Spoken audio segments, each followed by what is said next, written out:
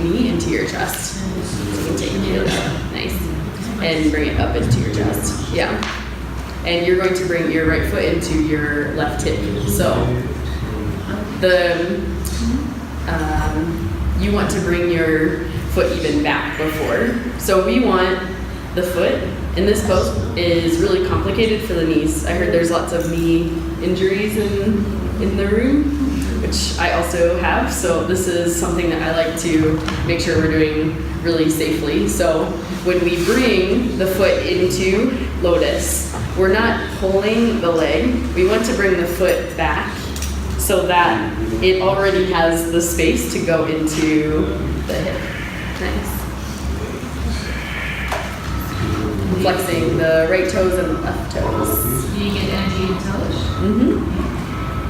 And you can, from here, lean forward and take your right hand behind the back, and you can help with your left hand to grab the foot. No? That's okay. So that's why I have the props here. So in this case, if this is a pose that you find beneficial for your class, if you want to be teaching this pose, if you have a posture in mind that this will help, you can.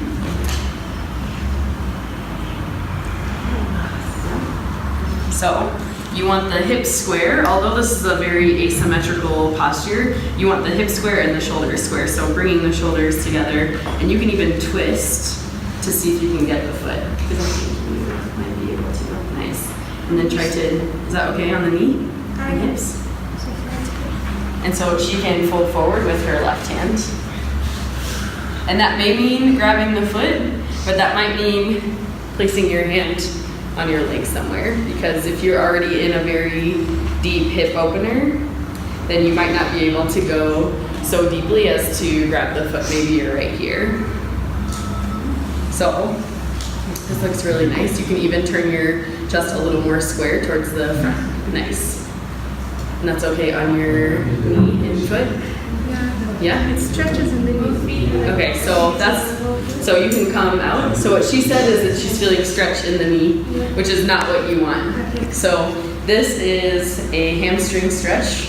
Most of the forward folds that we practice will be in the hamstrings, and you want this to be in the hip, in the right hip, not in the knee. Any stretching of the knee is getting into dangerous territory. So why she's feeling stretch in the knee is because she's going for the bind very strongly, which is taking her foot out of alignment. So you can release all of everything. So what you will commonly see in this pose is people getting into half lotus and then doing this, letting the ankle drop in order to get the foot, right? So I can get the strap around my foot, but then I start to let they're like a hammock sort of happen here. So I can get my foot here, but that's not safe on my knee. So what you want to do is to keep the knee and the foot in line by flexing the toes, which isn't always an option for people. So oftentimes you can get parts of this pose, but maybe not the whole pose together without feeling things that I don't want you to feel. So to come into the pose, you can try the other side.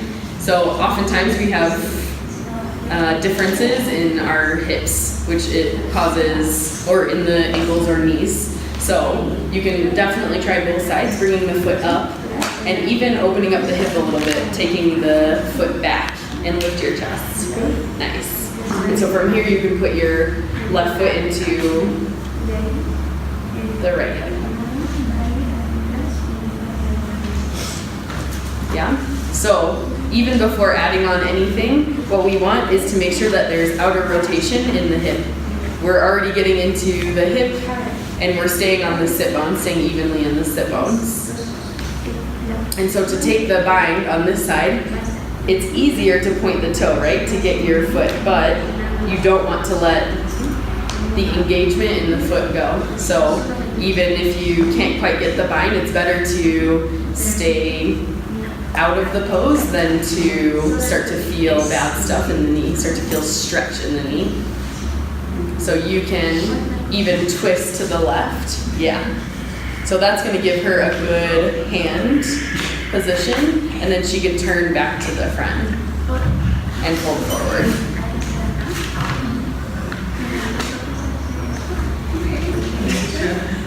Nice. Does that feel okay? Yeah, I feel it more in my knee. Right here, right? But it doesn't get to my... So you can also take this pose like this. Okay.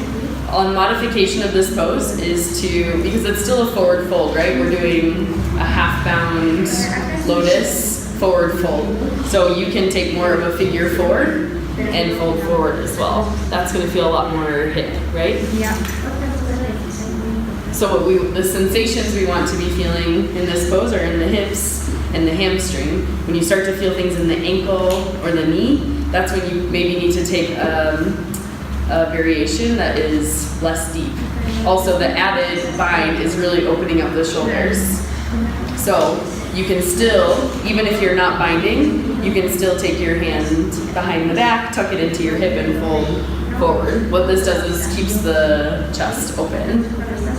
So for me, this is a pose that, unless I'm teaching lotus in the class, I'm probably not teaching this pose, because to me, or if I have a small class, because I want to see every single person in the pose safely, instead of getting into the pose and then the face, you seeing it in their face and you seeing in the ankle that they're not actually in it properly. So to me, you can see it in the picture that Sagarnagati can get into this pose with the knee down. Her foot is bound in Padmasana and the knee is down. So this takes a lot of hip opening to release the leg.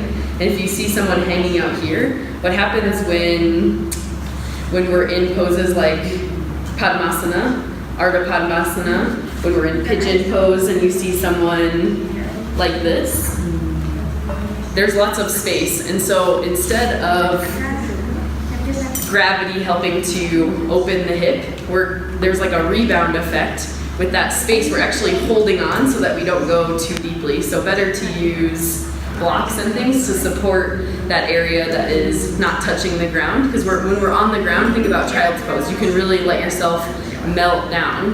And when we're in pigeon pose and the hips are open, you can really relax into the pose. But there's still that tension when the legs aren't down and the hips aren't down. So if you see someone in the pose with their knee elevated, maybe give them a block, because you'll see that they can actually relax their leg onto the block as opposed to having no block and expecting like gravity to like pull the leg down, which is probably not going to happen. So the forward fold part of the pose helps to fold forward as well, the forward fold helps the hip opening too. So this is the pose for me. I can take the foot on one side and not the other. So I can turn back, and the forward fold, as I fold forward, you can see my knee start to lower down because I'm putting pressure down, helps with the hip opening. And so, yeah. And as a teacher, can you push on the back so someone get more forward? Yeah, so what I was going to suggest for modification or for adjustments in this pose are making sure it's easier with the knee in and the arm back. Their hips are going to be open to that side. Their whole body is going to shift to that side. So you can you come into it one more time?